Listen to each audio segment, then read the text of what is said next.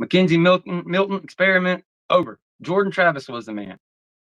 Now, in this situation, they aren't giving, like, the sophomore ain't getting reps or the redshirt freshman at all. It's just been DJ the entire time. And they trust him or whatever. But when do you decide to start playing for the future? Mike, like, I don't, ACC title, that shit's gone out the window. Playoffs, gone out the window. BCS Bowl, gone out the window. You're lucky to get a bowl game. So why in the hell? This is what I'm gonna be saying next week. I gave him the grace. I kind of, like I said, I would love to see Brock, but I didn't see it in this game. There's just too many things, Atkins ain't there, yada yada. If I'm gonna make a prediction here. Whatever the next game, I believe it's Cal. I think they still are going to give DJU the first half with Alex Atkins back. Maybe they give him the whole game. We'll see if it's a completely different team or not. I don't have my hopes up, but some of the fumbling around on the offensive line and things hopefully get better. But that's it. The Cal game, like if you lose that Cal game and Brock Glenn does not get a couple drives, I'm not going to go there yet. But it's a big fucking problem. Excuse my language. Like, there's a big problem because, the definition of insanity is doing the same thing over and over and over and expect different results. Now, the offensive line, I've kind of backed them up because, it's like the easiest thing. Everybody's on the offensive line's ass. Well, Atkins ain't there. And the quarterbacks and the running backs have made this offensive line look exponentially worse than what it really is. Now, with that being said, the offensive line also sucks comparatively. So, but here's my problem with the offensive line. I think the offensive line could be decent, but they're rotating it, not even hockey changes like we talked about before the season. I mean, you're like on your 10th offensive snap, and you've got the only person left is a center. No wonder the guys are getting penalties and things. How could you possibly know your fucking assignment if you're a right guard one play and left guard the next play, and you're in on one drive, you get something going, and then your ass is on the bench the next drive? They got to tighten that rotation up. Like, I don't give some guys a chance. Let them get hurt. If they get hurt, next man up. Like, I don't. And you see it. You see some good drives. There are some times when there's great protection. Golly, you guys got any questions? I don't want to just sit here and cry and bitch. There was great, like, and oh my God, you finally throw the ball down the field to Malik Benson, and he's exactly who we thought he was. He's making plays all over the place. Like, holy shit. Players are going to have magical injuries to save eligibility. Now, I was about to come on here and brag about a safety because I'll tell you what, Shaheem Brown wasn't there, and that's the best our safeties have looked on first watch all year, and it ain't close. Not close. Now, they, again, as I mentioned at the beginning of the broadcast, Memphis plays into exactly what FSU's defense is built for and what they want to do. Basically, their own offense, the kind of, forward-thinking, whatever it is, whatever you want to call their offense. So that helped. And it's also, for whatever D1, what do they call it now? G5. It's a G5 program. It's not an FBS program. Gary West says he heard Shaheem was suspended. I wouldn't doubt it. There was rumors out there that of the 4 guys, I don't know if Jeremiah Byers is one of them again because he was out last week. But yeah, rumors 2 or 3 of the guys that were out, it was injured, because they're suspended or whatever the case may be. But yeah, Kevin Hickson says, is Randy gone this afternoon with all the missed assignments? I have to go watch it back. His linebackers played pretty damn good. DJ Lundy just can't cover. It wasn't the linebackers that were making all the giant mistakes. It was the DBs couldn't get on the same page. It was 2 DBs going after the same target. It wasn't 2 linebackers for the most part. And let me just, Blake Nicholson, on that final play that DJ Lundy messed up, he was trying his damnedest to push him out there. Pre-snap, post-snap. Dude, go. And he's, what, peeking inside. Go. So yeah, I don't know. I'll have to go back and look at it. But to me, Juice and Blake, I think you find your two guys if they can stay healthy. Um, and yeah, the pass game, yeah, there was some issues, but I didn't see a bunch. I didn't see anybody just like completely destroy a linebacker. It was always Azaria Thomas, yada yada. Now maybe there was supposed to be a linebacker there with his back on that crosser. Yeah, I don't know. Again, I have to go watch the all 22 and things of that nature. But judging on the scale of what I've seen this season, the linebackers far and away the best they've been, along with the defensive line and the safeties. I mean, they gave up 20 points, but whatever stopped them two times in the red zone. All these things like they gave them started off the field, turned it over in on their own red zone. All these, I can't even remember the different things that happened. KJ Kirkland, he played well at safety. The safeties were good, but you have a chance right there with all the time in the world. Was it 3 or 4 minutes? You've got them 4th and 9. They're punting. You got punt safe on. You don't have punt block. Punt, return, safe. Offsides. And that's how DJ Lundy ended up not making that play, but he should have never even had to make it. You know, I think Maury Smith might have had another. I don't know if he had a penalty, but I know Ferguson had another one. Ferguson really struggling with penalties, holding, false starts. I have to go back and look how 75 looked and why Ferguson gets in there so much, why they switch it around so much. Um, I don't know. I have to look at it now.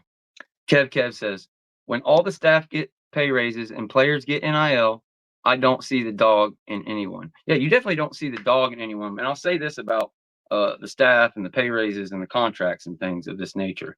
I can go dig the tape up from whatever the month or so was when after the season when we talk about what's going on recruiting on the field.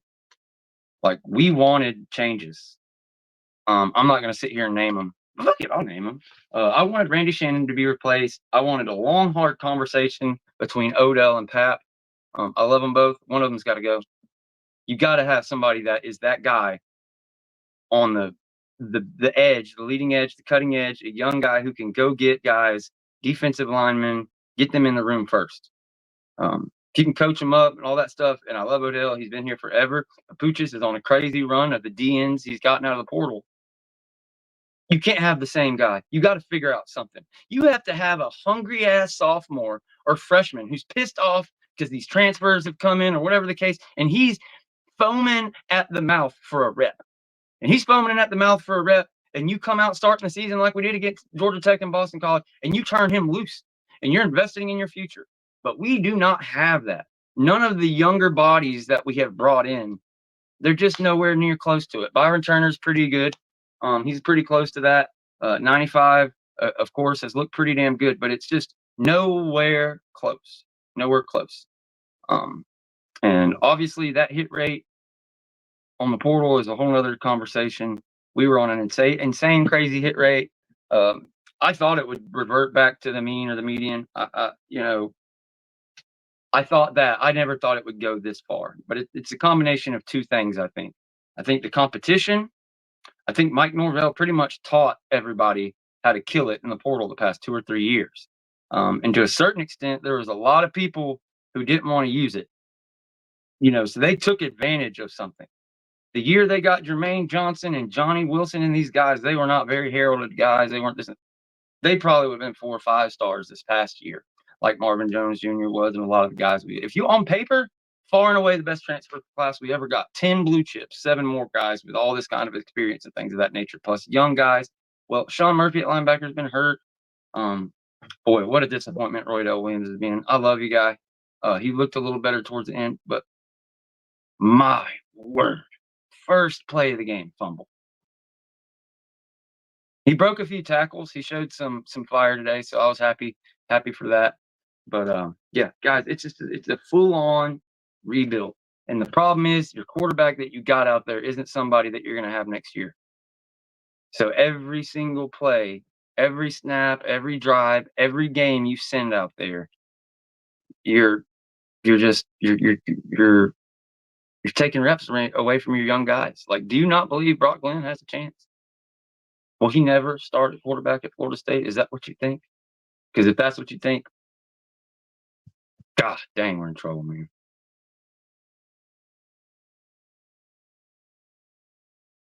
FSU had more power and speed compared to Memphis, yet still lost. That's fair. Um, Mike Norvell is still him. I see people saying, um, hmm, him is pretty tough. Him is a like it's kind of blasphemous, anyways. But yeah, I don't. He's not him right now. I'm gonna go ahead and say that. I'm still a big fan, and I think we're gonna be good. I think we're gonna be good in 25 and 26. Pretty good. But it's guys, we're on the same track we were in 2021. It's just it is what it is. If he does everything right, we do everything right. We got a good base. We'll go into next year hoping for 9 or 10 wins and stock up for a run in 26. That's just where we're at. Like, unless after the season they decide, screw it, we don't care what anybody says. We're not going to change the staff. We're just going to offer. We're going to get together 50 million and offer all the top players when they hit the portal, like the last couple of years. The 21, 22, like we got the first guys, pretty much all the best guys. I'll never forget in 2022, I had just started the site and I was into it. I was burning up, blowing up DMs, text messages, chat messengers, all the different locations, pins dropped on Twitter, and I predicted every single guy we got down to like I think I only missed two, and I had them all ahead of time. Just not no secret insiders, just doing my very best to figure out what was going on with visits. I found out Casey Roddick was already living in Tallahassee for like 2 weeks before anybody really even mentioned him. Like there were certain things that you knew were happening, and it was big, and we were right about all those guys. Like everything we talked about, what they could do this, they could do that. They came in and either achieved or overachieved. Some like Casey Roddick weren't great, but Keon Coleman, all those guys. A lot of people like to say, "Oh, the mercenaries are gone, so now you're screwed." That's not what it is. It's not. And the portal ain't sustainable. It, the guys that left that went in the draft last year, those were all portal guys that were in their second, third, fourth year for the majority. You had Keon and Braden that were 1 year rentals. Jordan had been here 5 freaking years. Johnny Wilson was here 2 years. Trey Benson was here 2 years. Jerry and Jones was here 3, 4 years. Fabian Lovett was here 3, 4 years.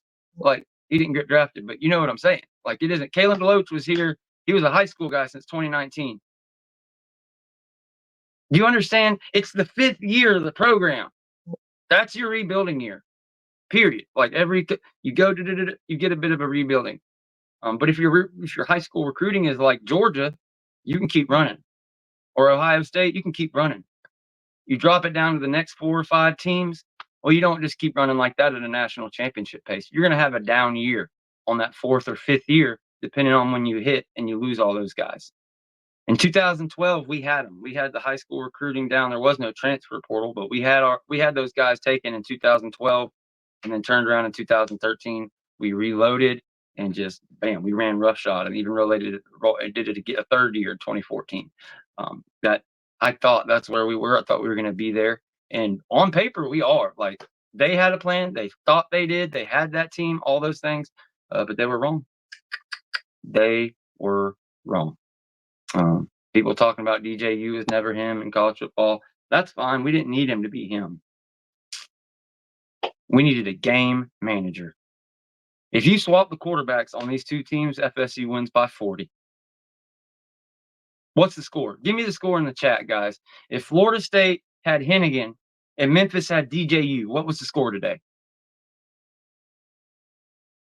Oh, he was out there. Just couldn't get the ball within 100,000 freaking yards of him. People go nuts. They talk crap about this reason or this thing, why it ruined the game. And in our group chat, like, yeah, they're terrible, but I'm saying things. I'm providing context. It's like people go to the O line as the worst, but again, this is the same O line that went 13-0, and maybe that's why Jordan ended up getting hurt and everything was such a struggle. We had to have that playmaker, and all. Maybe it was just way overrated. I mean, obviously it was, but here's the thing. There are plenty of opportunities. There are plenty of clean pockets, plenty of big holes. Again, like that 2nd and 4, where the offensive line seals it perfect. The edge is cleaned up, and the dude slams it into the B gap. Like I don't. There's plenty of that shit going on too. So it's yeah. I'd say DJU number one.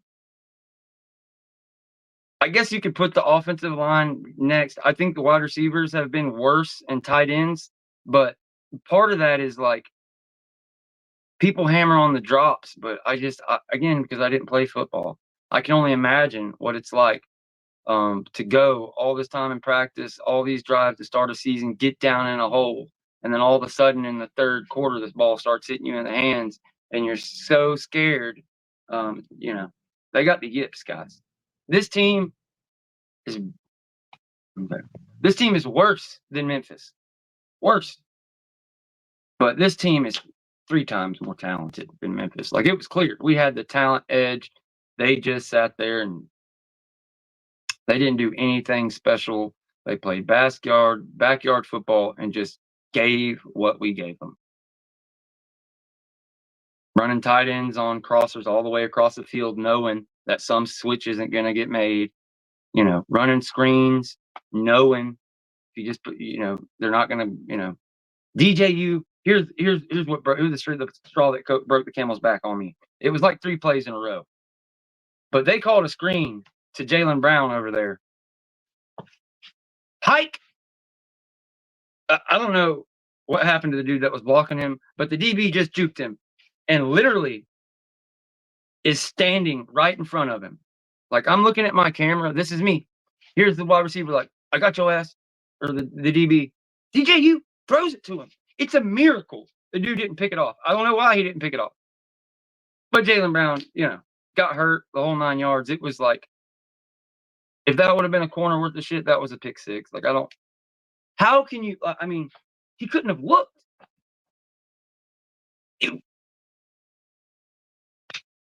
So, yeah, it was Douglas that was blocking. He got completely destroyed. But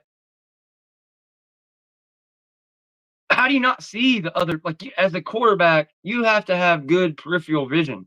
Like me, I understand. Like I said, I didn't play football. I did play football with the football players and stuff. Like in PE, we had a thing called Panther Ball. Every school has it, where you're allowed to do forward passes, and sometimes you would do some actual 11-on-11. They would screw around and play. So yeah, I've played quarterback and been like, oh yeah, that guy's wide open, and threw it, and here comes Milton High School's starting safety, boop, touchdown. How the hell do you do that, man? Every time I throw it, you're like a magnet. So I get it. I'm not that guy, but I wasn't a 5-star and a 1,000 recruit and Clemson and Oregon State and comes to Florida State for like. I could go out there, is what I'm saying, and throw it to the other team. And you can't keep waiting for 5 minutes or 10 minutes in the third quarter going into the fourth quarter when you're pretty much out of the game and teams start playing soft. Like you can't. We need a quarterback who is going to be a gamer, who is going to be tough and gritty and make some off-schedule plays. That is the only chance for this effing offense. And it's just not DJU. The book is out. If you send to everybody, you're either going to stop the run because unless it's an all-out blitz, which, it's not a run blitz. It's just an all-out blitz. Yeah, if the running back breaks through, that could be a touchdown. But the majority of these blitzes that teams are running, putting 8 and 9 guys in the box with 2 deep safeties or 1 at least, it's like you can't. There's nowhere to go. There's no chance. They're either going to sack you or they're going to stop the run. You have to be able to beat the blitz. You have to either squirm away from it or throw directly behind it. Well, throwing directly behind it, that is not in his skill set whatsoever.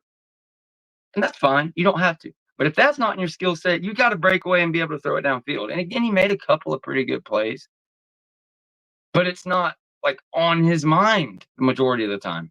And it's like, I know what happens to him because when he finally does that, tries to throw it with somebody hanging off of him, it's a pick and the game's completely over. But at that point in time, when he tries it, that's not it. That's not, and I feel like I'm really being mean. I'm not. I'm just, letting it out. What I saw. I keep going back to this Alex Atkins thing, because you have to wonder. I think people really downplay that. But go back and look at 21 and what this like our offense took on Kenny Dillingham's beliefs and his things. He pushed for those things that he believed would work. And however the situation was, he affects the play calling. Alex Atkins affects the rotation on the offensive line. He affects the play calling. Mike Norvell's calling the plays, but here's my opinion. I don't think there is an SOB out there on that sideline that has the cojones or the gumption, the credibility to walk up to Mike Norvell and say, dude, what in the hell are you doing? Run the ball. What the hell are you doing? Put in Brock. Hey, I got this thing that I've been working on. I'm looking at their defense. I think we could bring in Brock for one play, and they're going to think we run this and get him with this. I don't think there's anybody there that could do that. I think it's all on Mike's shoulders. And just like these players that have the yips, I think he does too. It's got to be hard no matter what you call it, fails. You go conservative, it fails. You go hard, it fails. You put this in, it fails. And again, I don't like they're playing for the confidence. You saw it a little bit there towards the end of the game, into the third, into the fourth. Like, if they could have pulled this win away, I would have sat here and said, look, I'm going to talk all the crap about DJU, but I can see why Mike did it. You got this now. Alex Atkins comes back, and you have a chance. Maybe you got a little confidence. You built something that you can run the rest of the year. But with how that game ended, it is what it is. Like, you got to time for Brock to get out there. People just stopping in to tell me what position units are garbage. I appreciate it. Oh, man. We underestimated a lot of things, man. You get 10 guys drafted, 3 others go on to compete for spots. Would have made rosters. A couple of them got hurt. You see Jerry and Jones out there running stride for stride with Tyreek Hill. You see Fisk, you see Verse tearing it up. It's tough. We underestimated the loss of the leadership, the mental, all of it. And I think Mike was just too loyal to the staff, man. It's hard to make changes when you're 13-0, 13-1. It's hard to run people off, but that's what needed to happen. And it's clear and it's obvious. It is what it is. You can't. I don't know how to explain this. Like, the mental thing is obviously the biggest part of it. The biggest problem with this team is mentally. Like, that's literally the biggest problem. But how do you address it? Like, how do you fix it? It's what people talk about all the time. Nick Saban was a trailblazer in this. Brought in sports psychologists. I've been talking about this. I really talked about this a lot before last year, obviously, because we were 13-0 and we had all this culture built up. I thought it was done. I thought we had climbed that mountain and we're going to be pretty good. You might have a bit of complacency, but no, it's just completely lost. It's gone. Defense found a little bit, but they've just got to find it again. They've got to start back. And the easiest way to do that is going with youth. The easiest way is going with youth, unfortunately.